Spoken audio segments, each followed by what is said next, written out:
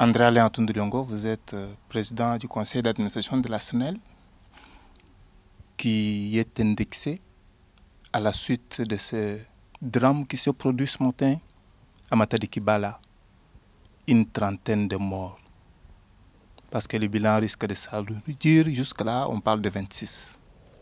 Dû à la coupure du câble haute tension de Zongo pour Gombe. Vos services vous ont précisément donné les détails de la cause de ce câble? Merci pour votre question. Je voudrais d'abord présenter au nom de la SNEL toutes mes condoléances aux familles endeuillées et souhaiter que la terre de nos ancêtres leur soit douce et légère. Ce qui est arrivé est déplorable, mais pouvait être évité. Comment? Si les usagers de ce marché avaient respecté les dispositions légales qui imposent une servitude de 50 mètres de chaque côté du câble. Si les usagers de ce marché avaient respecté l'ordre de l'hôtel de ville de quitter cet emplacement dangereux pour un lieu qui leur était indiqué et qui était plus sûr. Je déplore donc l'incivisme et l'indiscipline de ces usagers qui nous ont causé cette tragédie.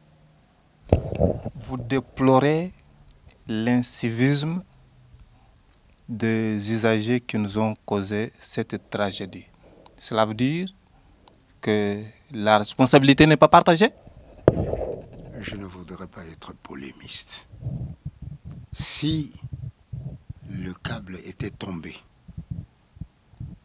comme il a été et qu'il n'y avait personne dans un espace de 50 mètres de part, de 25 mètres de part et d'autre du câble, il est évident que soit la tragédie n'aurait pas eu lieu, soit il n'y aurait pas cette dimension des morts qu'on impute. Il y aurait eu peut-être 1 ou 2 morts. J'en profite pour demander aux autorités nationales et aux usagers de respecter le mot d'ordre du chef de l'État. L'État de droit, c'est-à-dire un État qui respecte la procédure et les dispositions légales. En l'occurrence, puisque cet espace était interdit d'occupation, personne ne devrait s'y trouver. En tout état de cause, s'il devait y avoir des gens sous cet espace, ils devaient être munis d'un document de l'urbanisme. Voilà pourquoi je dis, c'est dommage qu'il ait eu mort d'homme, mais ils sont responsables de leur propre turpitude. Excusez-moi l'expression, mais c'est ça la réalité. Là, vous insinuez l'occupation anarchique? Je n'insinue pas. Je dis que d'après les dispositions légales dans le journal officiel et d'après l'ordre de l'hôtel de ville qui leur a dit de partir, mais c'est ça l'incivisme et l'indiscipline qui a abouti à cette tragédie que nous déplorons tous. Parlons un peu de l'arrêté de 93 qui évoque cette problématique de la servitude dont votre société ne cesse de sensibiliser. est-ce que les occupants de ce site étaient déjà servis financièrement de sorte à ce qu'ils puissent évacuer, ou bien c'est la sourde oreille qu'ils le font par rapport à votre sensibilisation? D'abord, nul n'est censé ignorer la loi. Ça, c'est un. De deux, même dans d'autres espaces comme la ligne de Zongo, Kinshasa, où les gens ont été indemnisés, eh bien, dès lors qu'ils trouvent que l'espace n'est pas occupé, ils reviennent. Alors que l'espace n'est pas occupé parce que interdit d'occupation.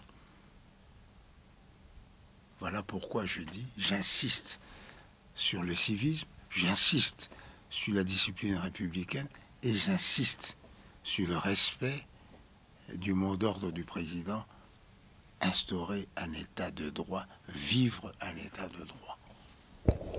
Bon, ça risque de faire naître la polémique sur la prise en charge de toutes ces victimes, mais c'est vrai que... Non, ne faisons pas de l'amalgame. Il y a eu mort d'homme. Eh bien, quand il y a un tel nombre de morts d'hommes, il est normal que la ville puisse intervenir. Donc je n'interviens pas de cet aspect-là, et cet aspect-là n'est pas de ma compétence. Il est normal que l'hôtel de ville puisse intervenir. Raison pour laquelle une réunion est convoquée d'urgence autour de Jean-Tini Ngobilambaka, le premier Quinois, mais aussi pour l'aspect technique autour du comité de gestion, de sorte à ce que l'on sache d'abord les causes et aussi réparer au plus vite parce que les abonnés doivent être servis. Ne faisons pas de l'amalgame.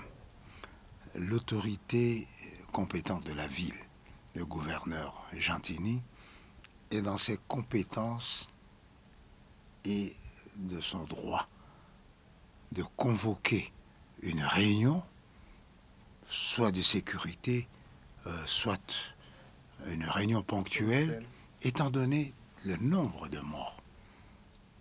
Il doit savoir qu'est-ce qu'on fait de ces morts, pourquoi ceci est arrivé. Il faut renforcer le respect de la légalité, etc. Ça, ce sont des domaines de sa compétence.